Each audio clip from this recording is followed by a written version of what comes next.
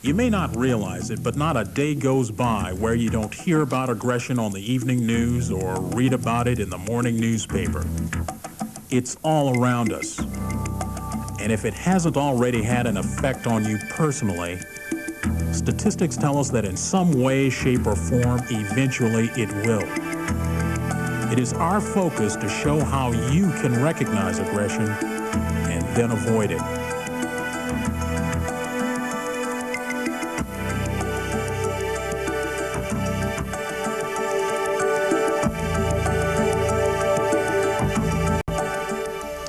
In recent years, Montgomery County has been in the national spotlight with several high-profile criminal cases. In this current atmosphere of increasingly aggressive behavior, it is even more likely that we will be seeing more such cases in the future. Just how does the legal system deal with these cases, and how can we begin to curb a more aggressive society? Hello and welcome once again to Recognizing Aggression. I'm Jeff Penn, and on this very special edition of the program, we're very pleased to be able to spend an entire hour one-on-one with the state's attorney from Montgomery County, Maryland, Doug Gansler. Doug, it's good to have you here on the program. Nice to be here. Thanks for coming. A lot to talk about tonight. We've got an hour to do it, and I'm sure we're going to run right out of time on this. We are seeing a major increase all over in aggressive behavior in society, and whether it's on the road, at work, at the office, even in schools, classrooms, young children. A lot of this obviously leads to violence. Do you notice an increase in violence in general in the crimes committed or activities in Montgomery County? We have a very safe community in Montgomery County. We don't have a lot of volume of crime, particularly when you consider that we're a jurisdiction of almost 900,000 people. But what we do find is an increase in sort of the nature and brutality of some of the individual cases that we do get. So when we get murders, they tend not to be just a single gunshot. They tend to be brutal and really very aggravated assault type things. So on the good side, we have less crime. On the bad side, we have worse type of crime. Is there a trend towards any specific type of criminal behavior here? I mean, again, you mentioned, is it murder? Is it rape? Is it, which one of those serious types of crimes are we seeing more of? I think we're seeing more of the aggravated assault type of crime. People just stress levels, and whether it's because we have traffic problems, we see a lot of road rage. We also, obviously, in the schools is where we see a lot more conflicts with the kids than we used to see.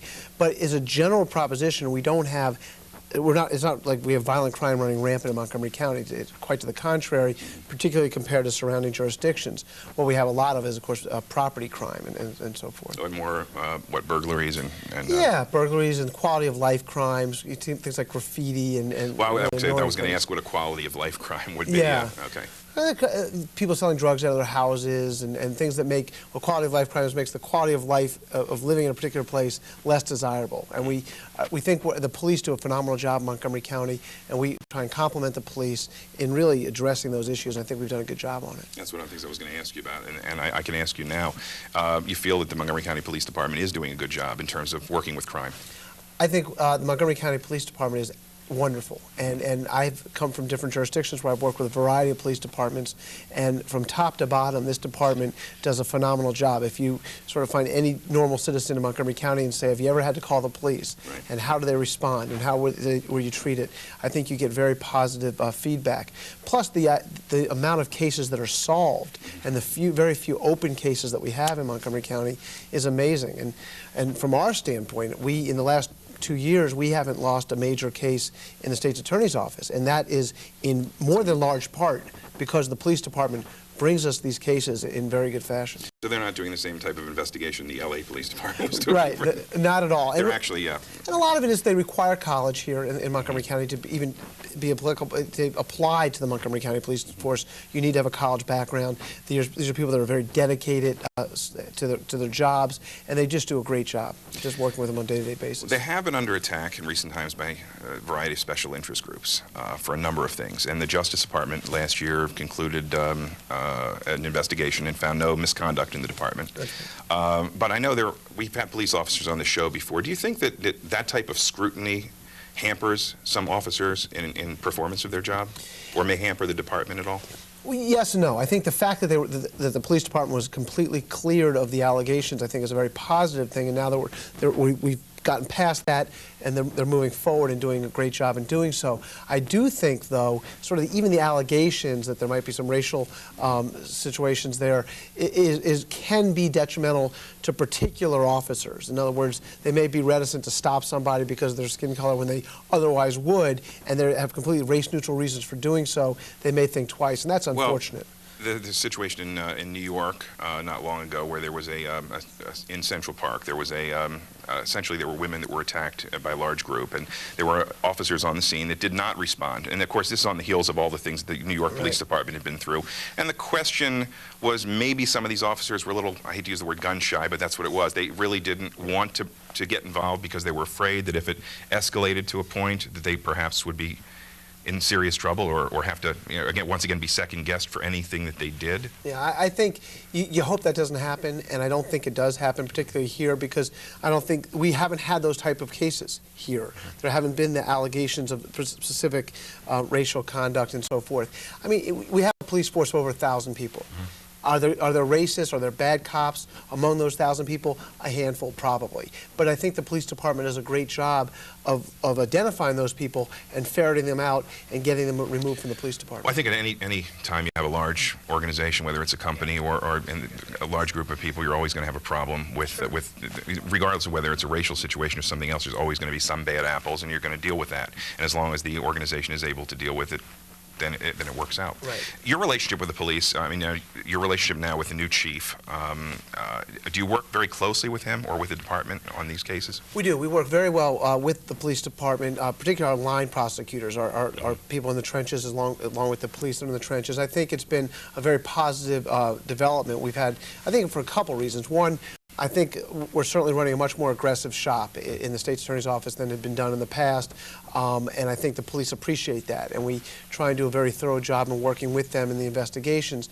But I think also we have this thing called community prosecution, where we've divided our office into 5 different teams consistent with the 5 police districts. So for example, our Rockville Police Department has a Rockville team of prosecutors. So they're always working with the same people, exactly. So they get So that relationship's enhanced. We also have prosecutors that literally work at the police stations to work with them on training, roll calls, warrant applications, and so forth. So that relationship has also been forged. Is this an unusual type of relationship between a prosecution office or State's Attorney's Office and the police department? Is this unique here? Of the almost 3,000 local prosecutors' offices in the United States, we are the only one that is now divided that way. Other departments, other prosecutors' offices are going to it. The federal government is committed to it. I've done it because my former boss is now the Deputy Attorney General of the United States, and he's a huge advocate of it. It's called community prosecution. And that's working well, and it actually dovetails well with the last subject we were talking about, which is sort of ferreting out potentially police officers that aren't doing their job or prosecutors that aren't doing their job.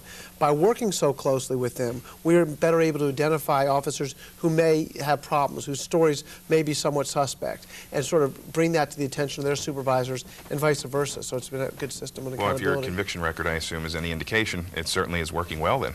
I mean, well, you don't want to measure prosecutors on their conviction record, because we could always just try the easy cases. We like to think that we try the very difficult cases. But you do. You had very difficult cases here, I know. Yeah, but we've had some very good results, and I think that's in large measure to the police department, and also I think we've instituted training, and I think we have a high quality of prosecutor in our office. We've had a lot of positive turnover, and I think things are going very well. I know the show is recognizing aggression, but this is an important issue and I want to bring it up. It's been talked about a lot right now, and it's another type of crime, and in some ways this is an aggressive type of crime, and that is fraud and identity theft. We've been hearing a lot about it now. It certainly is becoming more pervasive around the country. How do we fare here in Montgomery County with those issues? We have it, and it actually does relate to aggression, because it's a very anonymous type of aggression. That is somebody who's, most of the fraud that we're having now and the identity theft is via the internet and the computer. And so what happens are people are at home, sort of in the confines of their house, and somebody very anonymously invades that privacy in almost an aggressive way. And you can, believe me, you feel like somebody has attacked you if your identity has been stolen. Well, I would think it's the same as having your home broken into. You feel violated the same way. In fact, maybe even more so, because it's something very personal to you. That's exactly right. And the problem is twofold. One is law enforcement is woefully behind the people, the computer hackers, the cybercrime guys, those who would steal one's identity, and the people who would commit fraud in terms of credit card fraud and that type of thing over the internet. We are way behind them in the detection and then the prosecution. And the second problem that we have in that area is the infancy of the laws. The technology has advanced so quickly that there's not a legal body for us to understand how do we prosecute these cases. If somebody in Oregon sends a hate email or message to somebody in Maryland, who has jurisdiction over that? Is it Oregon where the crime started? Is it Maryland where it was received? Is it our office, the local prosecutor? Is it the Attorney General? Is it the United States Attorney? And so we need to build up a body of law so we would get the answers to Would that not be the same as a telephone threat or telephone misuse coming from state to state? Would that not? I mean, I know the internet operates on phone lines, so I'm just thinking, although it's a totally new medium. So again, I assume that's where the confusion is. It is, and it is a new medium, and in some ways it's the same, and in some ways it's new. And the federal, you would seemingly have federal jurisdiction because of what you just said, the phone lines and so on across state line. But you want to have local jurisdiction as well, because the Fed, if it was all going to be going to the United States Attorney's Office, they can't handle that type of volume, and we need to be able to address it on the local level. Could be something that could be referred back to the local level by the U.S. Attorney? Right, as long as we're proper, as long as we have proper jurisdiction. And you know exactly where to go with it. Yeah, and how to detect it and how to take apart people's computers and so forth. And I hate to admit this, I mean, I have a computer and I love, the internet's a great tool. I'm not going to say I love it. I actually am very concerned about the internet, and I'm very careful. I still, and I have friends that laugh at me, I will not enter my social security number or any other personal information. I will not shop online. I will not do those things online. That may not protect me, but I think I'm taking a reasonable step until things are worked out to try to protect myself. Is this a reasonable step, or am I just being paranoid? A little both. Okay. And you'll be no more paranoid than you would be afraid to give your number over the telephone to somebody. Which is not a good idea. Which is not a good idea, but if you're going to do it, to do it with reputable companies, people that you know, the people you've had familiarity with in the pre-internet world, you know, the catalog companies and so forth, that's okay. And generally you're okay with that. But see, it's my understanding that unless you understand the mechanics of secure servers and things like that, even if you're dealing with a reputable company, someone else could come into your computer and invade your computer and pull that information out. That's true, but also someone could take a receipt from a restaurant that you've used your credit card on, take that receipt, and within 30 minutes completely have stolen your identity. Speaking of which, other types of fraud crimes, I know there are some of the old standard fraud crimes that exist in the county. There's the black money scheme, and is there anything else that people should be aware of? Any other major frauds that are so popular that that people should actually keep an eye out for these? Well, what's rampant in the county and other places is the fraud perpetrated upon seniors. And what we've done in the state's attorney's office is, we're the first state's attorney's office in the state to do this, is systematically and in an institutionalized way prosecute elder abuse crimes, both of the physical abuse variety, but also of the financial scam variety. And we find like there's a Canadian lottery, or send us some money and we'll send you some back. Whenever it sounds too good to be true, it is. And so we've gotten, because we've had some notoriety because of the elder abuse task force that we set up in the prosecution, we've actually gotten about 50 cases in the last year, just referred to our office, of the fraud variety perpetrated upon seniors. Are these prosecuted differently because they're seniors? They're prosecuted. The sentences tend to be enhanced because they're seniors, but they're not prosecuted differently. They're just, we are able to detect them better, and actually we get more cooperation from the seniors, but they're vulnerable. The people who would commit fraud upon people perceive them to be more vulnerable, and they're easier prey. Yeah. Let me talk to you about hate crimes. I know that's been an issue in Montgomery County too, and we've had a few of those in the last few years. Have you noticed an increase in hate crimes, and how do you really get around to classifying something as a hate crime? What would you use as a criteria? And do you believe those should be prosecuted differently? Yeah, I do believe they should be prosecuted differently. I don't think there's an increase in hate crimes at all in Montgomery County. I think we have a very tolerant, progressive, liberal, in a good sense, community, and people live together of all races and genders and so forth.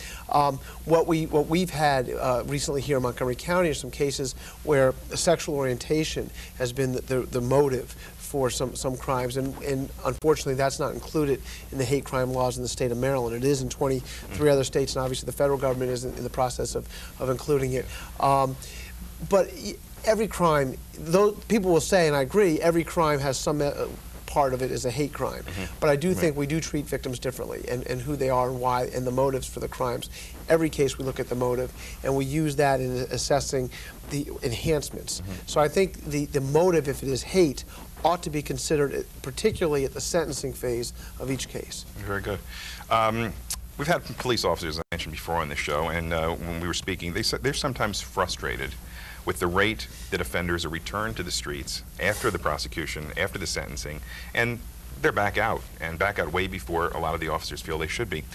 Is this a concern, and are you addressing this? It's a major concern. The sentencing practices in Montgomery County is a major concern, and it's got a lot of problems. I mean, one of the big problems, we have something called the sentencing guidelines in Maryland, which judges look at before their sentences, and if they deviate above or below, they have to give the reason why they're doing it, but they're not dispositive. So they're somewhat bound by it, but not totally bound by it. That's right, and they're very low. They're artificially low because 85% of the crime, violent crime in the state of Maryland, comes out of Baltimore City and Prince George's, and we don't really want to model our system on theirs, and we also view crime differently here in Montgomery County. But also, when we've been trying to raise the bar, and I think that judges are starting to get better at it, we've asked for specific sentences, generally higher sentences, but the police certainly do their job. We like to think we're doing our job, and I think things are getting better all through the system. Maybe a touchy question, but again, do you feel that judges, this kind of fits into what you're saying, are again, they're extra lenient in their sentences, but do you think it's because perhaps there's a consideration towards the amount of jail space available? I don't want to be insensitive about that, but I hear that a lot. I hear that, well, you know, we have overcrowded jails as it is, and we really don't want to put more people behind bars, so I was wondering if that lends itself to why sometimes sentences are I understand their sentence reduction hearings are very common, and people do end up getting a lot less time than perhaps and you think that they do initially. We could talk for well more than an hour about sentencing problems, but we don't have an overcrowded jail problem in Montgomery County. In fact, we rent out space to the federal government. We have plenty of we have plenty of space in our jails for people, and I think that what we should do is, as draconian as it may seem, take somebody who's had their second or third time where they've broken car windows and so forth, and give them a couple days in jail. Let them see where it is they don't want to go. We can do that more, but we also have. I think it's just a different culture now than it was when some people started being judges, and I think we're getting better, and the sentences are becoming more appropriate. I know. I personally, I was in court a few years ago to testify on behalf of somebody, and there was a case prior, and I watched a 5-time DWI offender in front of the same judge for the 3rd time, and the judge actually said, "What do I have to do to keep you out of jail?" And he had never served any jail time. It was a surprise to me, and I think especially with the volume of accidents caused by drunk drivers, that's a big issue. Yeah, and when I'm out talking to groups and so forth, obviously the first issue that comes back is just the question you asked: what's going on with the sentencing? Why aren't the sentences proportionate to the crimes? And I think for the most part they are, and most of the judges do a very good job. Some of them haven't gotten there yet. We also have some problems institutionally in the state of Maryland. For example, we don't have truth in sentencing. So judges give sentences and people get out at half the time and so forth. We'll continue with that thought and a couple of others. We got some emails we want to get to. We'll be back with more from Doug Gansler after this short break, Recognizing Aggression.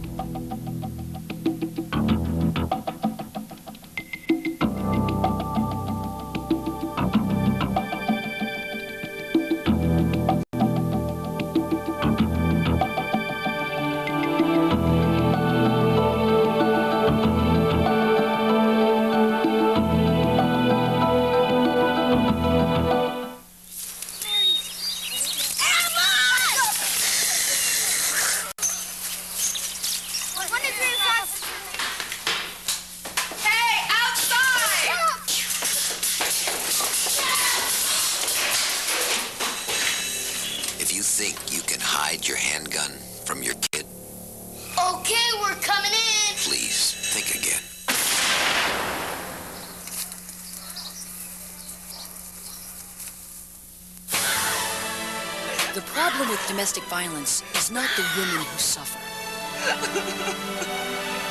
The problem with domestic violence is not the children whose lives will be indelibly marked. The problem with domestic violence is the silence. The silence of the victims, of those who know and do nothing. Break the silence. A message from the Pan American Health Organization.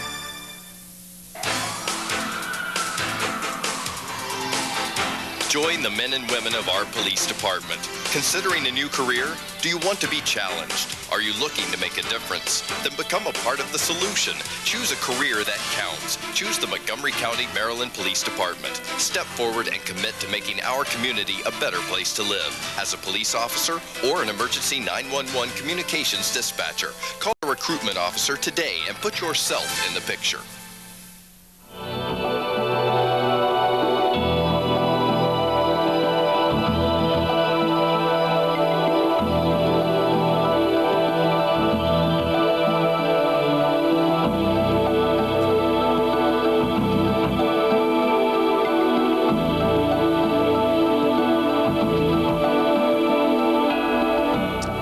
Welcome back to Recognizing Aggression. We're here with Doug Gansler, the state's attorney for Montgomery County, Maryland. We received some email questions from several of our viewers. Perhaps you can address some of these concerns. These came from people who are county residents as well as people who were county residents who've moved on and, believe it or not, still are able to see the show, which is great. First one is from a Marjorie in Silver Spring, Maryland, Mr. Gansler. Now that Illinois is suspending any further executions to ensure that all condemned criminals on death row are sentenced fairly, and with President Clinton and possibly Governor Glendening also suspending any further executions of death row inmates, do you think that race and income have also been a factor in a criminal receiving the death penalty? Such as, do you think jurors are more likely to sentence a criminal to death if he or she is a minority who has committed a crime or murder against a Caucasian? And do you think it is more likely that a guilty verdict and death sentence will be given to a criminal who does not come from a wealthy family and cannot afford to hire high-powered attorneys and expert witnesses? And I love the expert witnesses part because that's become more of an issue now, too. Yeah. There's a lot of parts to that question, but I don't. First of all, I don't think the governor of Maryland is going to do the moratorium. But the issue is manyfold. I guess the question is, are people in Maryland being improperly given the death penalty, and is race playing a part, and lawyering playing a part, and so forth? We have very few death penalty cases in Maryland. In fact, 3 people have been executed since 1976 when the death penalty came back to Maryland, and very few people on death row now. And I'd like to think it's because the prosecutors in Maryland are very fair. And for example, in Montgomery County, we won't seek the death penalty. We have the death penalty on the books, so whether you're for the death penalty or against it, that's the law we have. And the question is, when are you going to seek it? And we seek it. We need 2 things before seeking it. Obviously, the person has to be eligible for the death penalty, having committed a death penalty crime, but we need to be absolutely certain that the person committed the crime, and that's not single eyewitness testimony and so forth, but scientific evidence such as DNA or a confession. That type of evidence for me is necessary because there's an appropriate alternative, which is life without the possibility of parole. And people always say, well, that means he's going to be out in 25 years. But the fact of the matter is, you come out of in a box. Life without possibility of parole is just that. Life is different, but without parole. And the second thing is we need aggravating circumstances. Multiple murders, children, victims, that type of thing, in order to seek the death penalty here in Montgomery County. I mean, it would seem to me that, you know, when we talk about the death penalty, as you bring up the aggravated circumstances and things, certainly recent cases have shown that you can go back and find, especially with DNA now and more technical evidence, you can find evidence now, years later, that's still in evidence lockers that, because of new technology, could exonerate someone. But one of the things that always bothered me about the death penalty is the system itself sometimes will turn its back on the actual evidence because of a technicality.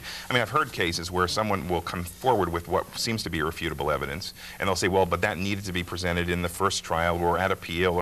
So there always seems to be some type of a roadblock to this new evidence. And even if it does finally, you know, exonerate the person who's in prison, or on death row, it certainly comes at a much later time and through a much longer heated process, and maybe sometimes it doesn't come. And I'm always wondering why, when somebody comes forward with this kind of evidence, it can't just be, okay, we see it, he's innocent, let's move on. Right, and we should do that, but the problem is you get people saying he's innocent as opposed to that piece of evidence was somewhat tainted, which is a little bit of a different analysis. But I do think the technicalities of the system and the lengthy part of the appeal process and stuff is the type of thing that really breeds cynicism from the public. I mean, we have so many rights that we afford defendants and so few rights that we afford victims that it's really, in some ways, egregious. I think also the DNA, the technology and the know-how of the DNA today from here forward will really make these issues a lot fewer in the future. Going back and testing people from the past, sure. If the DNA was a question, if it was a material part of a particular case, and you're able to test it, we should be doing that to see if maybe if that part of the case was somehow tainted. I think we should do that. I would think that, yeah, as you say, the fact that we have the technology from this point forward, it should always be available. So therefore, we would never have to concern ourselves with going back, because these people wouldn't be faced with that possibility from the get-go. That's right. Let's go to another question here. See where we are. This is interesting. This is from Kyle in New York. What I'd like to know is how to stop, and we talked about this before, an out-of-state person from using a telephone to make threatening calls against you and your family. In New York, the police say it's out of their jurisdiction, which I am not sure about. Besides, you have to change your phone number, which is a tremendous imposition to the innocent victim, plus bad for business if I work at home. Bear in mind that if I do have proof, messages left on the answering machine. Again, question of interstate threats. It's an interstate threat, but the problem with that type of thing is just like the internet, though a little less so. It's very difficult to detect where it's coming from and how to enforce. Sure, it's criminal. Threatening somebody is a criminal offense. And if you're using the phone lines, you're going across state lines, it's even worse because it's a federal offense. But how to detect and identify who the caller is somewhat difficult, and that's the problem. I'm sure, assuming the caller, the email person, his story is correct, I'm sure the police it wasn't that they didn't care about the person, it's just they couldn't identify who was making the phone calls. Yeah. So are there any other tips that you can offer? Not really. I mean, really, you just kind of have to work through it. You have to work through it or change your phone number, and it's unfortunate. Now, along the lines, what about solicitation calls? I know there's apparently, we all get them, you know, the ones that come at 7 o'clock, 8 o'clock, 9 o'clock at night, and they seem to, you know, especially now, I think with these lists being sold via computer to other companies, and I know that I must answer the phone a good half dozen times a day with these calls. And I understand that if you request that you be taken off a list, you should be by law, and then there's some recourse if you're not. Do you know? Yeah, but you have to figure out which list it was, and they got to call you. So it's not simply just the company. Right, and it's very difficult because you're on so many lists, believe it or not, and it's unfortunate. It's an invasion of people's privacy at home. There are some good causes, and there's some causes that need to be able to solicit in that way to sustain themselves, but it's a huge imposition, obviously, to answer the phone like that. Not to get too technical about it, but there's another issue, and I think, and I may be off base, but I thought that somewhere either in the county or the state they were going to deal with this at some time, and that's the these solicitors' use of auto dialers, these phantom dialing machines that automatically dial you and then don't. Apparently there was some issue with that. I don't know if you know anything about that. No, but it wouldn't be criminal. And with these companies, it wouldn't be doing criminal conduct. I don't think any of them want to do criminal conduct. They're trying to do business. And so sorry, Kyle. Okay, we have one from Barry from Clearwater, Florida. My question is, and I'll warn you ahead of time, this is a bit tongue-in-cheek, but I live in Florida. Recently, 2 murders have been committed here with baseball bats as the deadly weapon. Logically, since the government does not believe in the adage, guns don't kill people, people kill people, it stands to reason logically that the next step is to register baseball bats. What legislation is on the boards to remove or regulate these deadly weapons from our society, or at the minimum, what is being done to ensure that only the owner of these weapons may operate them? Bat locks?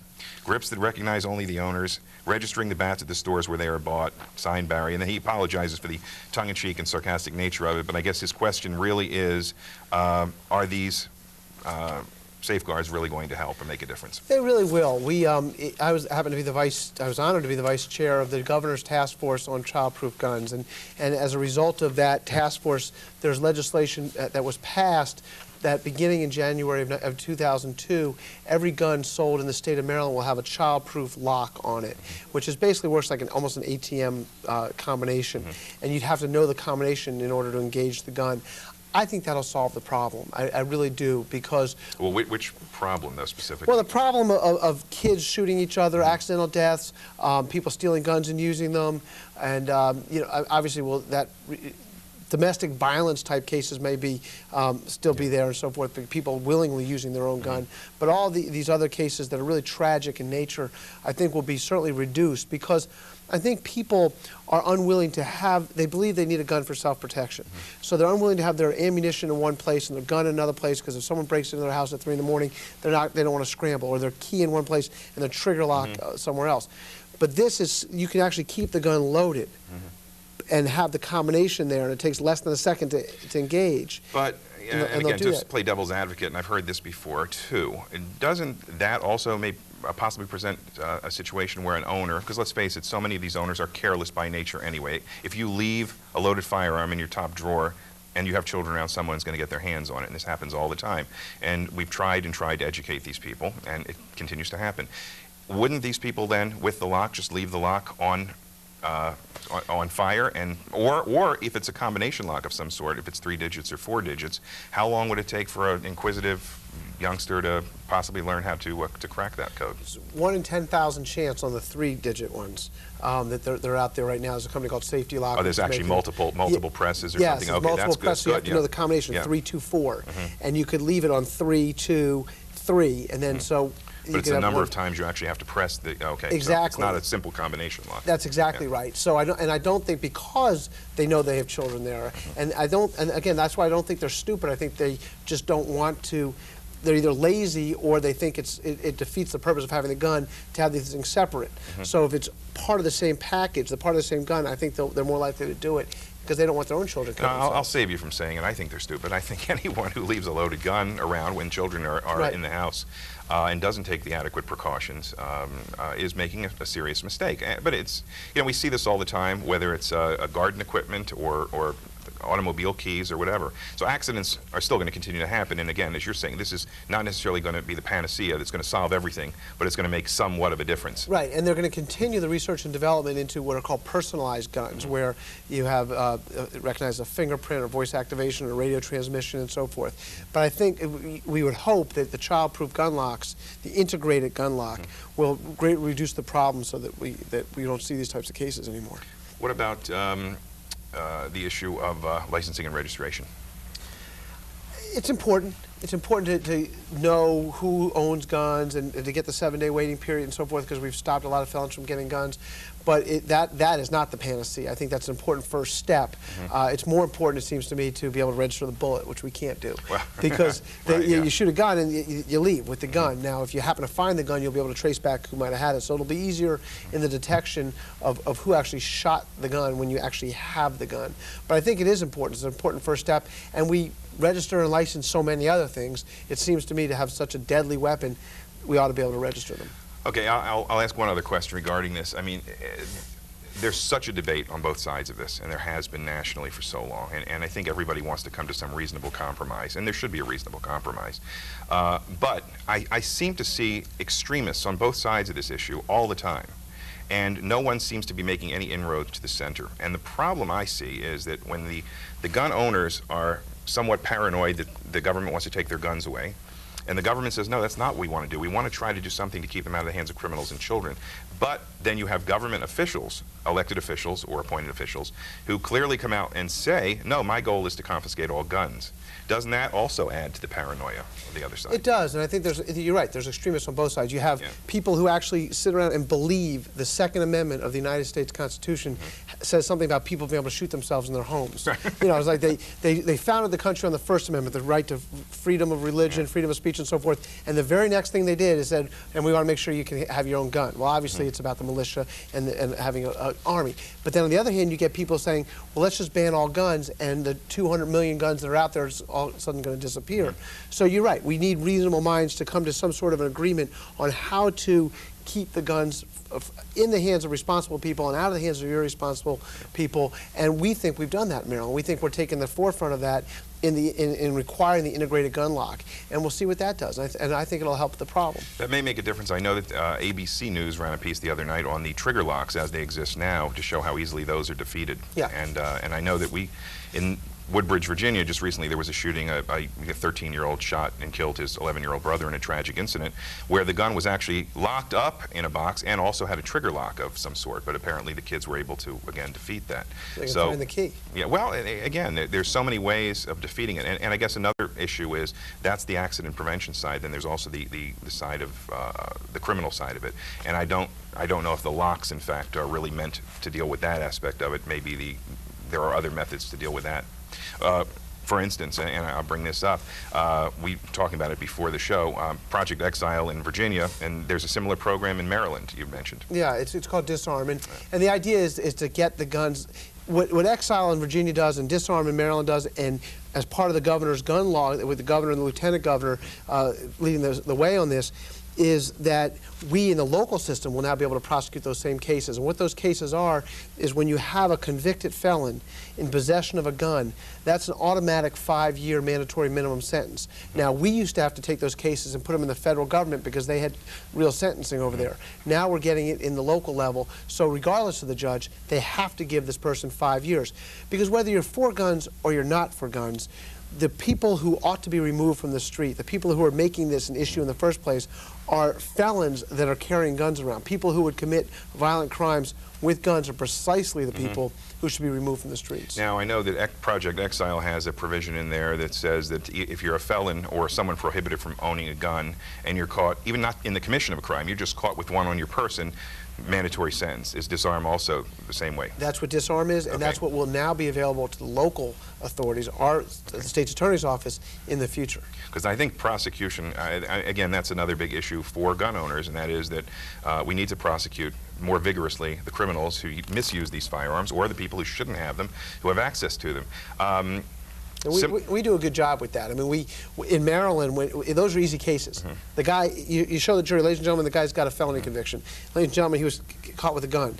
Case is done. What we do, and I just don't like people that carry guns and commit crimes, so we don't plea that out. And in the past, they used to plea that segment out, but that's another place where we have mandatory minimums. If you carry a gun and you use it in the commission of a violent crime, the judge has to give you the 5-year mandatory minimum for the gun portion. So we never plea that out as a policy. And then we go from there. So they'll at least get a 5-year sentence. Now, on the subject of people who shouldn't have access to firearms, let's talk about people who shouldn't have access to motor vehicles for a minute. It's a pet peeve of mine, a lot more vehicular death caused by either drunk drivers or people who have revoked licenses.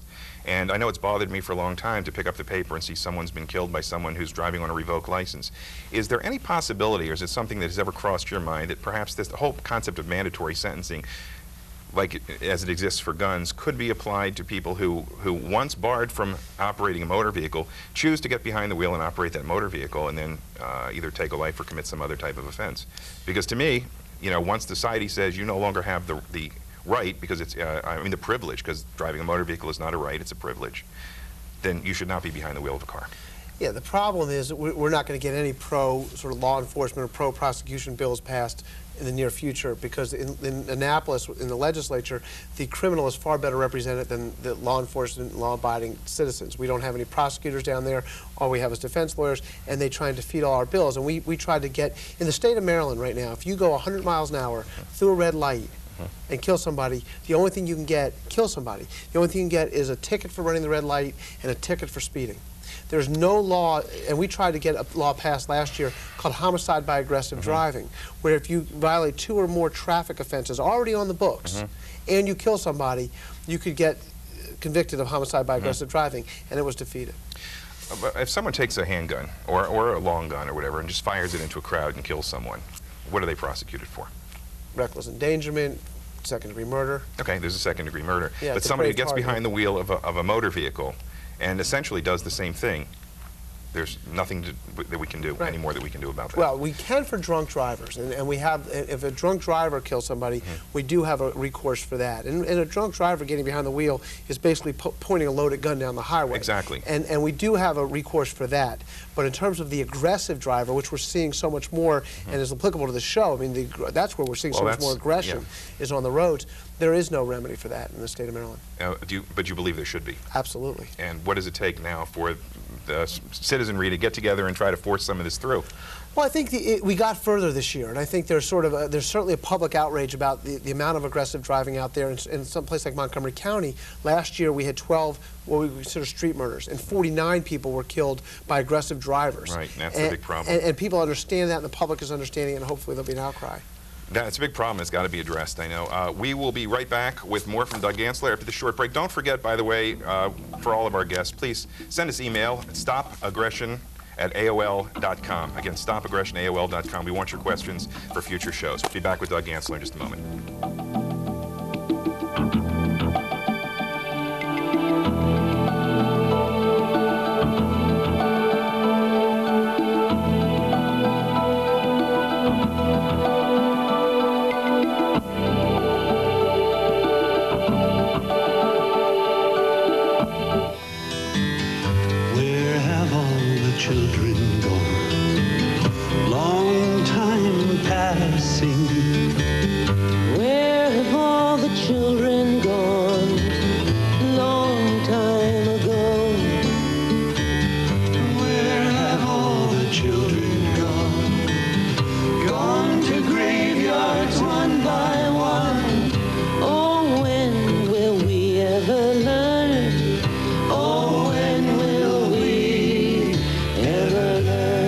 Every day, 10 children are killed by gunfire. The killing won't stop unless you help stop it. Call 1-800-WE-PREVENT to find out what you can do. Not one more lost life, not one more grieving family, not one more. Oh, when will we ever learn?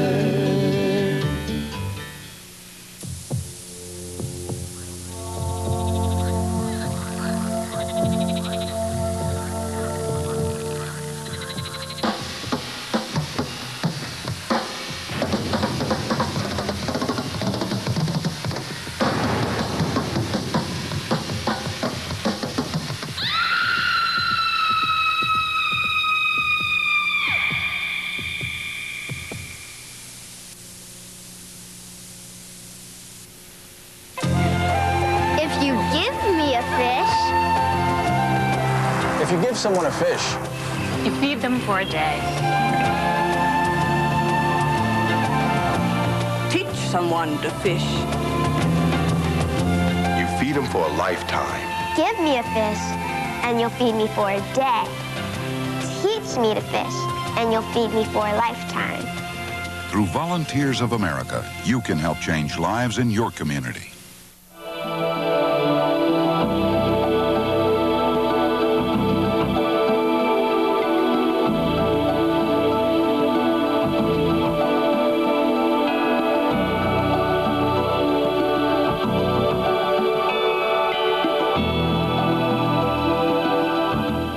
Welcome back to Recognizing Aggression. We're here with Doug Gansler, State's Attorney for Montgomery County, Maryland.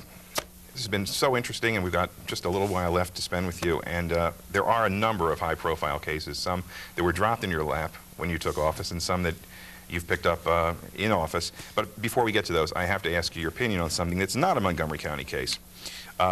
This just happened recently in Boston.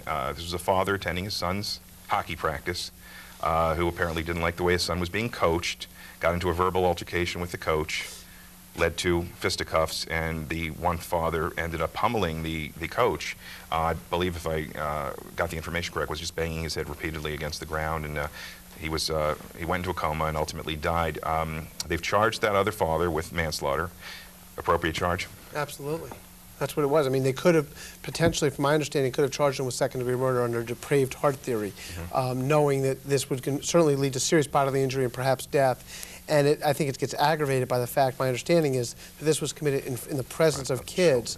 And that's something they'll never forget and will impact not only, obviously, the dead father, but the children as well. Is there a message here for parents who may be getting, again, we're all stressed out, but may be getting too involved in their children's sporting activities and other activities and maybe taking them a little bit too personally? I think people get stressed out, and we work very hard as a society, and people need to contain their aggression. Obviously, we see it a lot on the road, but you go to kids' games and you see it all the time. It's terrible. I had an experience recently at my daughter's soccer game where a coach from another team had to referee, and at one point actually threw a temper tantrum on the field and threw his whistle and walked off in front of a group of 8-year-old girls. And I thought, this is so not only unprofessional because he is a coach that's working for this this organization, but how do you do this in front of kids? And the interesting thing is we have so much, our biggest problem right now sort of in the public dialogue and debate is juvenile crime. And so much of the root of juvenile crime is what happens at your home. I mean, we as parents are examples to our kids, and if we go to something that's supposed to be just pure fun, sporting events on weekends, and set this type of example, fighting, killing, or throwing temper tantrums, it sends precisely the wrong message to our kids, and it enhances and breeds their violent nature. Might as well keep you on this subject for a second, about juvenile crime. A big increase in that in the county? There's a big increase in juvenile crime in the county and in the nation, but the sort of the positive thing about it is 10 years ago we would have these kids and we just throw them in a reform school and forget about it. But it's really part of the dialogue. People are coming up with creative solutions, how to deal with them. In the state's attorney's office, for example, we're the first office in the country to assign a prosecutor to every school in Montgomery County. So we have a prosecutor assigned as a liaison with high schools, middle schools, and elementary schools. And we go in there and we help teach classes about criminal law and constitutional law. We want their first contact, some of these kids, with a police officer and a prosecutor to be a positive one. And we've had great results in that. But I think we are all sort of looking at different ways to approach the issue. But yeah, it's an issue that's being debated. Very interesting. I know the police department wanted to institute an officer liaison program recently, and that came under quite a bit of fire, and ultimately did not go through for this year. And obviously your office is already doing that. Do you think that there's a negative aspect of having a police officer in schools? Or do you think this is really a positive aspect? I think it's a positive thing. It's very different what the police are doing or want to do and what we're doing. The police actually want to install police officers in the schools, which is fine. I mean, they need safety in the schools, and if they do it to all the schools at once, then that's much more positive than what they did in the past was they picked one or two schools, and so people thought, well, those schools are more trouble violent. School, right. Right. But I understood that the new program that they were, or what they were proposing was to do all the schools. And also, you mentioned before first contact. First contact with your office, I think that they were thinking is first contact with a police officer should be a positive one. Right. And at that age, perhaps that could make a difference. Yeah, I think so. And what we do have community policing, and our, as prosecutors, we don't work there. We just come and we offer ourselves to the schools. We help identify people who might, have problems down the road. Sort of, if there's any loose knit gangs, trench coat gangs and stuff, we'll know about those. Do we have gangs in Montgomery County? We do. We actually have a gang prosecutor in our office that we got through the Lieutenant Governor's office and through a grant, and she works with the police in identifying all the gangs in the county, all the members of the gangs, and actually prosecutes cases involving gangs. But we don't have gangs of like the Los Angeles, the Bloods and the Crips and that type of thing. Okay. No, they're very loose-knit. They're more like crews.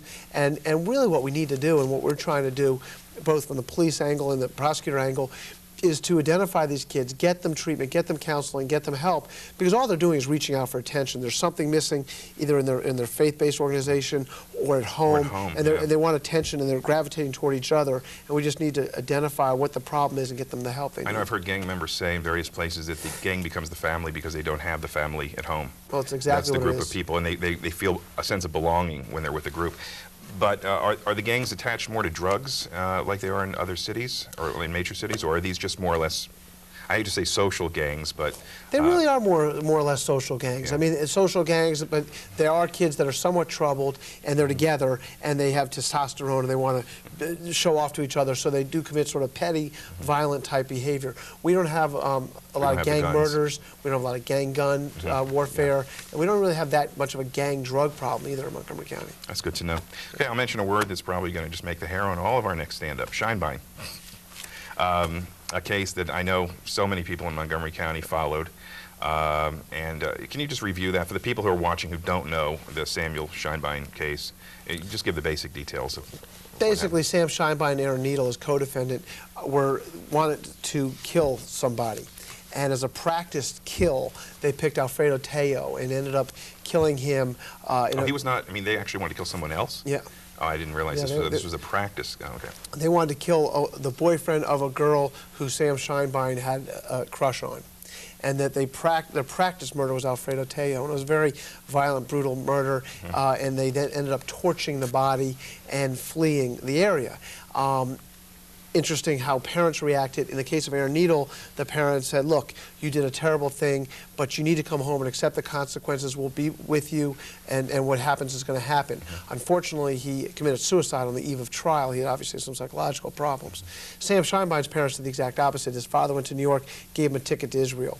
He then went to Israel, and even though Sam Scheinbein had never been to Israel, was born here, lived here, went to school here, his whole life was here, ended up being able to avoid extradition from Israel based on a panoply of legalese. The Israeli government was with us, the American government was with us. The court system there decided on a 3-2 decision not to send him back here. The bright light is that he got a very severe sentence under Israeli terms, a 24-year sentence. He would have gotten life by statute here. He will be released when he's about 33 years old after serving 16 years there. But we will keep our warrant out, and he will never be able to return to the United States or to any Interpol country. He couldn't be returned to face any type of prosecution here then? Not if he remains in Israel. Now, if he goes to an Interpol country, Western Europe or so forth, or attempts to return here, there's no double jeopardy that attaches in this case. He can be fully tried for the crime. Absolutely, and it's the type of, there could not have been a stronger case, and the type of evidence that we preserve over the years. Now, I understand the laws in Israel, but is there, do you feel like there's something more the administration perhaps could have done in this, or the federal government could have done to try? I mean, understanding the laws of citizenship and how that applied, it just seemed like such an odd situation, and probably one that has very rarely, if ever, come up before. And I think that maybe, I don't want to say more pressure, but perhaps more influence could have been exerted to try to get him returned? It was a very delicate issue. I mean, there was Congressman Livingston at the time threatened to withhold millions and millions of dollars of aid to Israel unless they sent him back and so forth. But they followed their law to the letter. We do that. Our Supreme Court, our government says something, our Supreme Court says something else. The Supreme Court wins. The Chief Justice of their Supreme Court was on our side on that case. As a result, a direct result of this case, they have changed the law. So now, not only do you need to be a technical citizen, as they deemed Samuel Scheinbein to be through his father, but you need to have some sort of nexus. In order to seek safe harbor from criminal prosecution, you have to avail yourself of citizenship in some way, shape, or form. Live there, pay taxes there, work there. So that's the shining, if there is a shining light of the Scheinbein case, okay, that was great.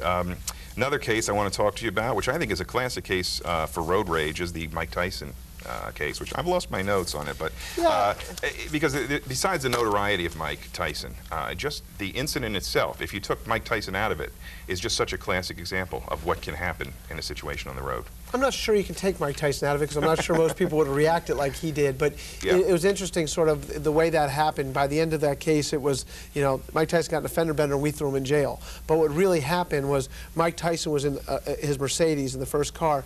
A car pushed into him, having been hit by a third car.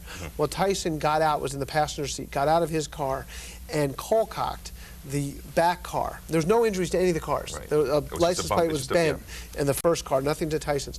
He cold-cocked that guy, knocked him down. Now, did that man get out of his car? The man got out of his car to see what happened, to try to be helpful. Tyson rushed him, hit him with his world championship fist, put the guy on the ground. Tyson then got back in his car. He had not had enough. He got out of his car again. This is a man that was on parole for rape. Got out of his car and drop kicked, as one witness said, like a football, a man in the groin who was 50 years old, right behind him, put him down on the pavement. This is at 1:30 in the afternoon on Shady Grove Road. Tyson's bodyguard, who's protecting the public from Tyson, now protects Tyson from the public, puts Tyson back in the car and they speed off and they leave the scene. He ended up getting 1 year in jail. The sentencing guidelines called for a 4 to 9 year sentence. We were able to get at least hold him accountable, which had not happened to him in the past, and since then he's of course gotten in more and more trouble. Well, I was going to say, I'm sure there are mixed opinions about the outcome. I'm sure there are people who think he got too light a sentence. There are others I know who think he got too harsh a sentence because he's Mike Tyson and shouldn't have gone to jail at all. But as you say, based on the sentencing guidelines, he actually did quite well then. He did quite well, and it was a fair sentence, and the judge did a great job in that case, and it's the right result. What are you feeling? I don't know if this ever really came up in the Tyson case, but the feelings of the race card, quote unquote, being thrown into the mix when these types of things happen. I know the attack. It wouldn't have mattered whether those two other drivers were white or African American. I'm sure the result, or I can guess the result may have been the same. Yeah, I mean, it didn't come in. I never even considered it or thought of the race issue until after the sentencing, and everyone said, well, he was treated more harshly because he's black. And so it was actually brought up to you afterwards. It was brought up to me afterward, but then of course other people said, well, he was treated lightly, and he got so far below the sentencing guidelines because he's rich and can afford good lawyers. It goes both ways. I spoke with a lot of people. I happen to have been the co-chair of the NAACP Criminal Justice Committee in my former life, and have a lot of contact with the group, and we're very sensitive to those issues at the State's Attorney's Office. Race had nothing to do with that case, one way or the other, and it was just an appropriate result for the conduct that was committed. One final question about that, and that is the two drivers who were involved in the rear portion of that accident. If any driver, take us out of the context of that, but you're in a similar accident, someone gets out of a vehicle and comes at you in a menacing fashion. Legally, if you can you get back in your car and leave the scene of the accident to call police later because you're in fear for your life, for your safety? Yeah, you could legally. You'd certainly have a defense to leaving the scene of an accident. But you would still be charged with leaving the scene of an accident. No, because you might be charged with it but if you explain that to the police, they might understand. But even if you were charged, you certainly have a defense to it. Yep. But that certainly wasn't available to these guys. It just happened so fast, and it was. And it generally does. I mean, this is road rage, and it's rage that builds up, and it's unfortunate that it happened there. We only have about a minute and a half left, and I did want to ask you about this, and that is the group of young school children who accused their teacher of sexual abuse or sexual misconduct. Yeah. They later recanted, I guess under police questioning, and yet this man's career, I guess, ultimately has been ruined. I mean, he said, I guess, psychologically he's not able to continue teaching. You chose to charge the girls who were involved in concocting this story, and I know that a lot of people felt that was unfair under the circumstances. I think it makes good sense, but how do you approach, or how do you answer the charge that people would make that these girls had suffered enough and should not have been charged? Well, they hadn't suffered at all. In fact, a couple of them sought trials, and so they recanted, but they didn't really accept full responsibility. We think they should be held accountable. We think they should have a meaningful, appropriate, relevant term of community service, as well as formal apology. We're not seeking jail time for them. They're 11 and 12 years old, but they ought to learn a lesson. They should be held accountable for their conduct. Excellent. I can't say this was an absolutely wonderful hour. I want to thank you for being here. Again, Doug Gansler, State's Attorney for the fine county of Montgomery here. I want to thank you for joining us on Recognizing Aggression. I want to thank you for spending the entire hour with us. It's been quite enlightening for me, and I know everybody else. I hope we can do it again. We have a lot more to talk about. Don't forget our email address, stopaggression@aol.com. Send us any questions or any comments that you have, and join us next time for another edition of Recognizing Aggression. For all of us here at the program, I'm Jeff Penn. See you next time, and stay out of trouble.